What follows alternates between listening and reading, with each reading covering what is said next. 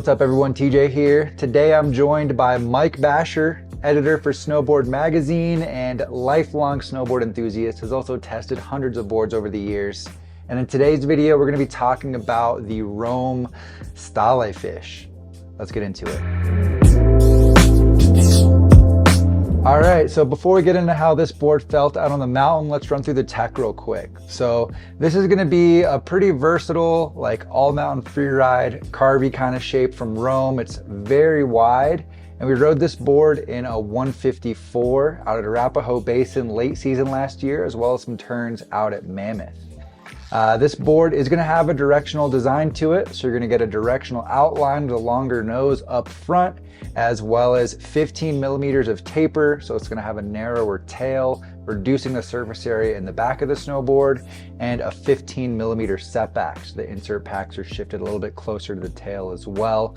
All those features, as well as the width, are gonna work together to help this board out in softer snow conditions, or if you wanna take it out on a powder day. But it does have a camber dominant profile as well. It runs like a shifted camber, so positive camber from the front foot out to the tail of the snowboard to give it some nice power, stability, and energy, with a little bit of early rise outside the front foot going out to the nose for easier turn initiation and to help this thing float on those deeper days. You're also gonna find their bamboo Omega hot rod milled into the nose of this snowboard. So that's a rod of bamboo wrapped in carbon fiber to help with dampening and also just give the board a little bit more stability and help reduce chatter in the front of the snowboard where you have that longer nose. It runs their directional flax walls. So from the front insert pack out to the nose, you're gonna find some flax laid up in there to further that dampening benefit.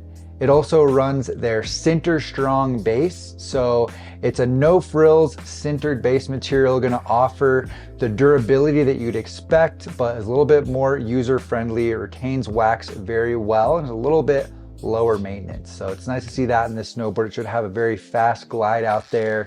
But my favorite piece of tech you're gonna find in the Stalefish is their 3D diamond nose. So there's actually some 3D shaping in the nose of this snowboard going from the very tip diagonally down out below the contact points. You have the base and edge beveled up. It's gonna give this board much smoother turn initiation, gonna make the nose very catch free if you're leaned into any kind of press or butter type trick, as well as give it a little bit of a more efficient glide in powder, displacing that snow a little bit better. So that's a quick tech breakdown, but there's a lot more to say about this snowboard. This is a really fun one, a very approachable board. Mike, how would you describe the flex and the feel just first few laps on this thing? Well, I think overall surfy sums it up really, really well. It's playful, it's not stiff, but it's not soft. So that 3D diamond nose transitions edge to edge really, really well while you're carving. It kind of rocks heel to edge super smoothly. It also floats really well in powder. We kind of scored a couple turns the last day on this board at A Basin, which was super fun, and we can attest to the surfiness in powder. But as far as carving, the wider nose really helps guide the board through turns and keeps your front binding off of the snow as far as heel drag or toe drag.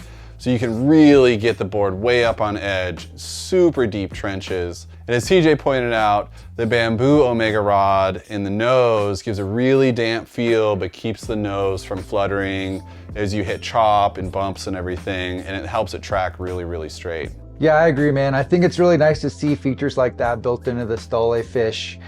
You know, since it is a more approachable, friendly kind of flex, you know, maybe a mid flex or a little on the softer side of medium. As you start to push it, it's a board where you might be able to find the limits if you're a more experienced rider, but does hold up pretty well even at higher speeds. And you know, with that bamboo carbon rod helping keep that nose from fluttering around too much, keeping it feeling, you know, pretty confident when you're out there cruising. But I think one thing that can't be understated with the Stalefish is how wide it is. So we rode this board in a 154, and at that size, you're gonna find a 26.5 centimeter waist. So well above average, has plenty of surface area to help float on the deeper days, but also really takes that carving experience to the next level, where you can lay it over to some pretty aggressive edge angles and know that you're not gonna have any heel or toe drag. You can have a confident feel in this snowboard, knowing it's gonna be there for you, even in like later snow conditions where you're digging deeper trenches, or if you have a larger boot size, that could be a great benefit as well. Yeah, I think the Stalefish is a great confidence builder and is one of those boards that it's kind of a specific type of board given its shape. I think this would be a great beginner to intermediate board for anybody who lives out west or just really enjoys carving. Like you pointed out, it's got great float because of the width, but also the shape of it is just lends itself great to carving. And because of the flex of it and the character of it being just kind of like mellow and surfy, it's not a board that is gonna surprise you and, you know, put you on your head. So it's super friendly, super approachable, and really great for pretty much anyone. Yeah, I agree. I think, you know, if you're just kind of figuring out that you want to get into more free riding, carving kind of riding, or maybe you're looking for your first powder board and you're at that more intermediate level, this is a great one to consider just because of the friendly flex as well as the 3D diamond with the benefits you're going to get there. I also want to touch on, you know, the overall personality, I think with the Stalefish, as well as a lot of Rome boards like the Ravine, like the whole line, they do have a very freestyle personality, just with that flex, with the snap you're gonna get out of it, and just the feel that it's gonna give you, you know, approaching side hits, finding natural features, or maybe even taking it into the park if you want to. It's a lot of fun for that kind of stuff, and just kind of inspire some creativity as you're out there looking for features. It's pressable, still comes through with some good energy, and like we mentioned with that 3D diamond nose, you can really confidently lean into butters and presses and be swiveling around on the snow and have that very catch-free feel as well. So super fun in a variety of conditions, not necessarily just carving or powder focus. You know, if you are at that more beginner intermediate stage looking for something with this kind of design, or maybe you are a more experienced rider and you just want like a mellow cruiser that's a little bit more buttery, a little bit more jibby, but still has that philosophy to help you out for carving, exploring, or taking out on deeper days, the Stalefish is a great one to check out. So if you guys are interested in this, it's going to be linked down in the description below this video, as well as a link to the latest issue of Snowboard Mag, where this was actually chosen as a platinum pick. So if you want to read about that, that's also going to be linked down there.